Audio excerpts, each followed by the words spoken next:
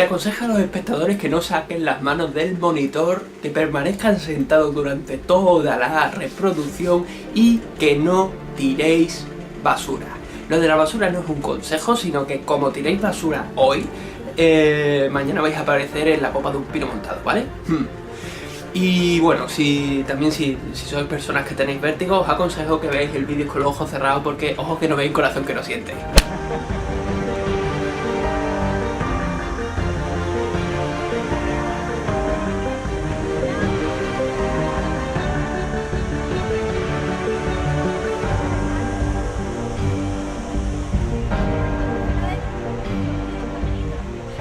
Y después de esos consejillos yo creo que ya os puedo decir dónde vamos a ir hoy. Nos vamos a desplazar hasta la vecina provincia de Málaga, donde está el Caminito del Rey. Un camino que discurre por un cañón que en algunos puntos llega a tener 700 metros de profundidad.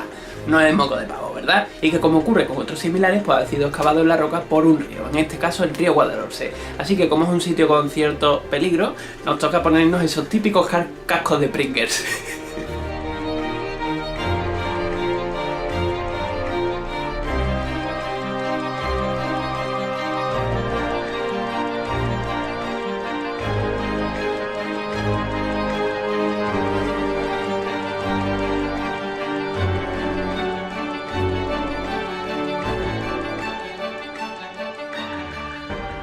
Este camino se creó originariamente para que pasasen operarios de una compañía hidroeléctrica, vamos, una empresa que se dedica a sacar electricidad a través del agua. ¿Cómo lo hacían? Pues eso ya os lo contaré un poquito más adelante en el vídeo. El caso es que todo esto se empezó a construir en 1901, se terminó en 1905 y no fue hasta el 1921 que Alfonso XIII, el rey Alfonso XIII, fue a inaugurarlo. Y de ahí que el caminito empezase a llamarse el Caminito del Rey. Que, por cierto, hablando de ese tema, hay 3 historias que ahora os voy a contar.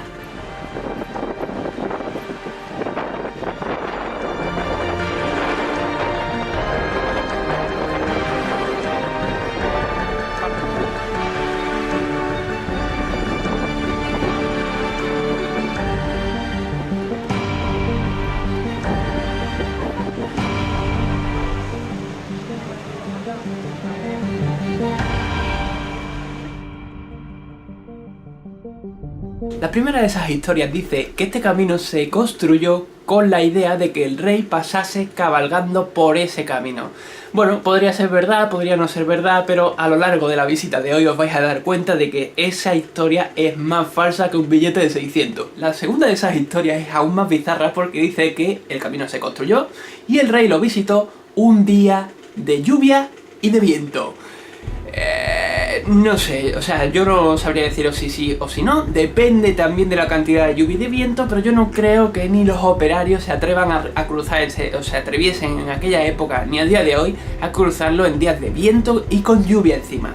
Y llegamos así a la última de las historias. La tercera de las historias dice que el rey efectivamente recorrió el Caminito del Rey, solo que el primer tramo de ese caminito, porque llegado hasta ese final del primer tramo, cruzó un puente, se pasó a unas vías de tren que había ahí enfrente y que siguen estando, y cogió un tren privado para recorrer el último trayecto que le faltaba de ese caminito. Bueno, yo podría decir de cualquier rey, o sea, de cualquier rey yo me lo creería, pero este rey tiene fama de aventurero y yo creo que antes de hablar de alguien sin conocerlo, sobre todo de estas características, ya sabemos cómo es la gente, ¿no? Somos muy envidiosos y enseguida intentamos subirnos a la parra con cualquier historia, pues hay que conocerlo y este rey tiene fama de aventurero, con lo cual eso ya está desmontando un poco el tema. Y aparte, mi abuelo tenía aquí, esto lo cuento porque es real, mi abuelo tenía aquí en Sevilla, en la calle Sierpe, una óptica muy famosa aquí, de hecho, no sé si conoceréis Óptica Rodríguez del Valle, pues ahí.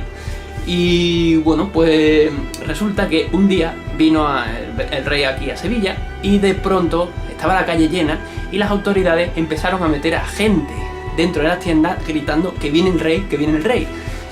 ¿Sabéis lo que pasó, no? Que el rey acabó metido en la tienda de mi abuelo. ¿Por qué? Pues porque el rey había dejado atrás a sus guardaespaldas y a todos los que fueran con él y se había ido ahí como si fuera un ciudadano más, lo cual yo digo que ya habla mucho de cómo es esta persona. Pero bueno, esto es lo de siempre, que cada uno crea lo que quiera porque no hay papeles ni que prueben que fue por el caminito entero, ni hay papeles que prueben que no fue por el caminito entero. Lo que es indiscutible es que sí que está probado que el rey empezó el caminito Con lo cual, si hacéis el caminito, sabéis que vais a poner los pies por donde mismo pasó un rey.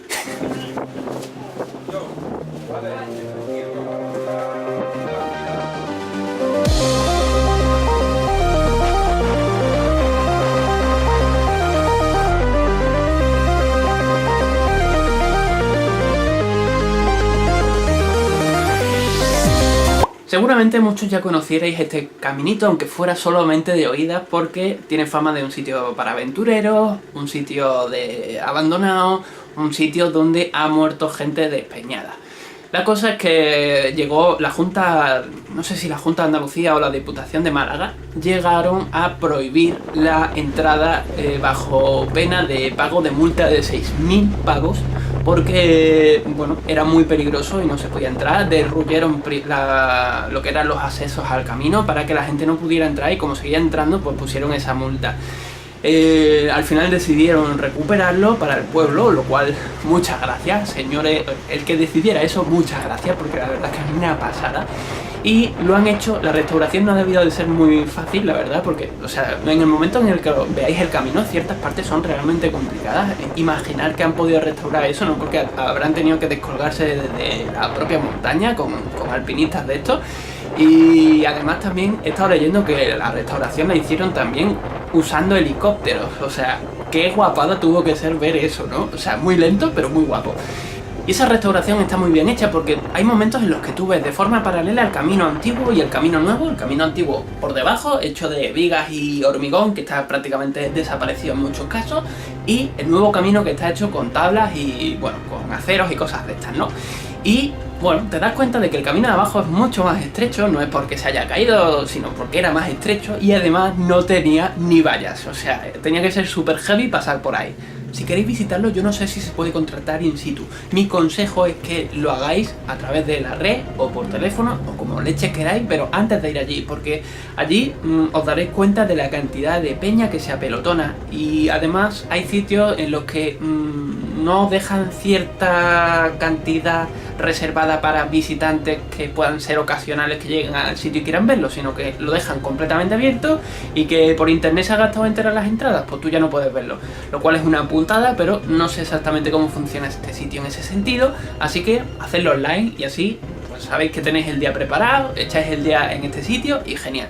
Eso sí, son entre 7 y 8 kilómetros, las páginas web te dicen que son 7 kilómetros, yo me inclinaría más hacia 8 porque depende también de que queréis andar por el pueblo o lo que sea, ¿no? Pero son 7 kilómetros seguros, entre caminos de tierra, de piedra y de los tablones estos de las pasarelas. Así que llevaos calzado adecuado y agua, comida también, pero básicamente el agua es lo más importante, ¿no? Y también otra cosa que a mí me parece importante señalar es que es un camino que han intentado restaurar siguiendo la orografía del anterior, es decir, que hay escaleras, no hay rampas. Esto quiere decir, esto implica que no vais a poder ir con carrito de niños ni con silla de ruedas ni nada. Aunque dice que es un recorrido adaptado para todo el mundo, la realidad es que no es un recorrido adaptado para todo el mundo. Y enlazando con esto os digo que yo fui con mis tíos y la primera parte del recorrido lo hicimos muy bien, pero ya más o menos hacia la mitad o el segundo tercio o el tercer tercio, mejor dicho, de lo que es el recorrido, nos empezaron a meter prisa porque nos decían que, bueno, nosotros íbamos en un grupo y nos dijeron que o apretábamos el paso o no nos iban a dejar pasar porque la última zona era más estrecha y estaba empezando a hacer mucho viento y, bueno, pues iban a cerrar el paso por exceso de viento. Llegando ya al final del trayecto nos encontramos con una cosa que es bastante atractiva, por lo menos para mi gusto, y es un puente que dicen que es matemáticamente imposible. Yo creo que es una flipada de los guías que tuvimos, que se les fue la perola y por llamarnos la atención dijeron eso, pero bueno, la verdad es que tú te pones a pensar y dices, bueno, pues es un puente que está así, entre dos rocas, pues básicamente se mantiene porque las dos rocas le hacen presión, ¿no? Pero bueno, también es verdad que mola bastante más la idea de pensar que ese puente está ahí simplemente porque quiere estarlo y no porque las leyes de la física digan que tienen que estar ahí, o no. Como habéis visto, hay ciertas partes del camino que están a una altura considerable, de hecho están a unos 100 metros según he leído por ahí, y la verdad es que da su respetillo, pero creo que lo más peligroso del camino no es el tema de la altura, sino la cantidad de de viento que pueda hacer el día que vayáis a verlo o no. Tanto es así que nosotros, en nuestro caso, aparte de la prisa que tuvimos que darnos para llegar al último tramo, ya llegando a la zona del puente que une las dos paredes del desfiladero, estuvieron a punto de no dejarnos pasar por la cantidad de viento que hacía. La cosa es que esa cantidad de viento en campo abierto no daría ningún problema, de hecho sería bastante gustoso el tiempo en el que estamos, en el momento en el que estamos. Pero hay que tener en cuenta que nosotros no estábamos en campo abierto, que estábamos en un cañón, y en ese cañón pues todo el viento se concentra y entonces aumenta de velocidad todavía más. Con lo cual se hace un poco peligroso, y en algunos tramitos de lo que es el camino, sobre todo ya llegando al final, notas como el viento te empuja literalmente.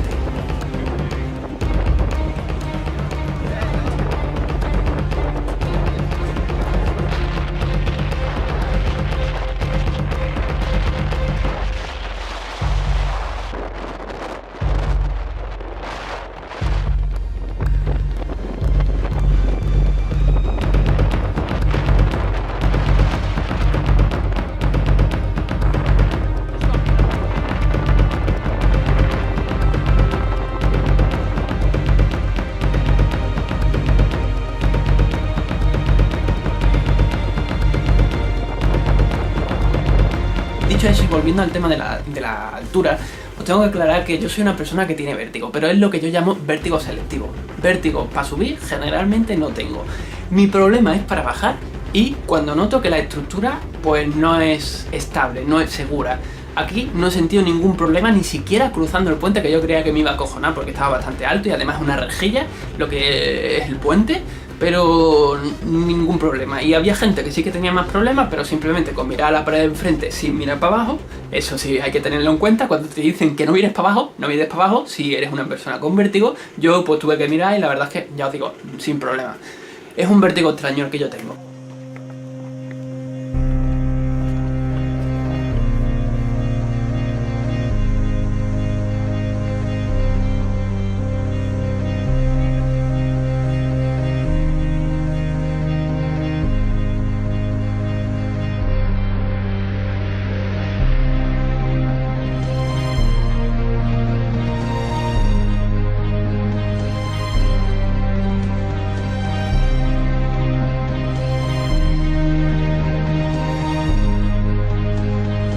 Chicos, esperaros, vamos a ver, nos queda una conversación pendiente y vamos a hablar de cómo se producía esa electricidad, ¿no?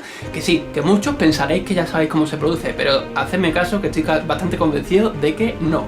El caso es que, bueno, como por aquí pasa un río, es muy fácil querer sacar electricidad de ese río. El problema de los ríos es que, bueno, en la época del verano tienen muy poco caudal. Bueno, tenía así más o menos, pero tiene poco, en realidad tiene poco. Entonces tú te tienes que asegurar de que tienes un caudal para poder producir esa electricidad, y para eso se crean esos embalses que hemos visto anteriormente, para retener una enorme cantidad de agua. Ese agua se lleva después arriba del todo de una montaña, en ese depósito que veis allá arriba, y a través de unas tuberías modo montaña rusa se deja caer ese agua en ciertas cantidades, y en esas tuberías hay unas turbinas que son movidas por el agua, y así se genera, de esa forma tan tonta se genera el tema de la electricidad. Pero al menos habéis visto que es distinto a como ocurre en otras ocasiones, porque normalmente lo que estamos acostumbrados, yo al menos, es a que esa electricidad se produzca justo al lado de la presa, y tú dejas caer el agua de la presa y ese agua genera la electricidad abajo. Pero aquí no funciona así, aquí lo han usado de otra manera, y la verdad es que es una cosa llamativa. Yo personalmente despediría ya el vídeo aquí, pero es que hay un problema, y es que no sé si os habéis dado cuenta, pero yo os voy a hacer caer en la cuenta de que hemos empezado un río que pongamos que empieza por aquí, cruza un cañón, y eso es un recorrido más o menos lineal, con sus curvitas y toda esa historia, pero tú empiezas aquí y acabas por aquí. Esto quiere decir que no es un recorrido circular. ¿Cómo vuelves a casa? ¿Cómo vuelves a casa? Bueno, pues ahí entra... Bueno, aquí es donde entro yo. Tenemos dos formas, o volvemos a pata, bueno, en realidad tenemos tres, o volvemos a pata, o tenemos a alguien que no quiera hacer ese camino y nos espere al final, o cogemos un autobús al final de este recorrido y nos lleva a donde estábamos al principio. Esa es una lanzadera que está puesta expresamente para eso, con lo cual no hay problema. También os digo que a la hora de pagar esa entrada miréis, porque hay entradas en las que se incluye el autobús y entradas en las que vais a tener que pagarlo, ¿vale? Así que atentos, no vaya a ser que vayáis sin dinero y cuando lleguéis allí os dais cuenta de que no podéis pagarlo, y volver por la carretera es una locura. Y ahora ya sí hemos terminado la visita. Espero que os haya gustado todo lo que habéis visto y bueno, si tenéis alguna duda dejadmela abajo en los comentarios, y os dejo con una de las vistas más bonitas de un pantano que he visto yo en mi puñetera vida. O sea, ¿habéis visto el toro? Pues que a mí no.